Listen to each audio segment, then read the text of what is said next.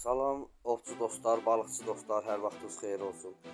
Qızıl Fonddan belə bir video tapdım, istədim onu göstərim, sizlər də görəsiniz ki, yəni 1970-ci illərin, 60-cı illərin videosudur. Kür çayından belə böyük, bizim hamımızın tanıdığı, bildiyi nərəkimlər fəsləsinə aid olan asetrin balıqları tutulur. Yəni görün, yəni inandırıcı olmasa da, yəni indi kimə də desək ki, yəni belə bir balıqlar olub, asetrinli Kür çayından asetrin balıqları tutulub, heç kim də inanmaz. Ancaq vaxtilə doğrudan da Azərbaycanın zəngin təbiəti, zəngin resursları var idi. Hamısını bu brakonyerlər, torla balıq tutanlar, hamısı bunların axırına çıxıblar.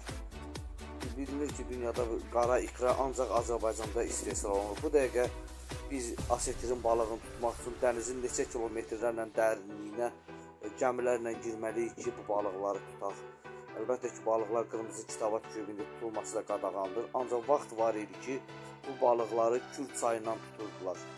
Görürsünüz, oradakı videolarda da görsənir ki, bunlar hamısı torlarla tutulur.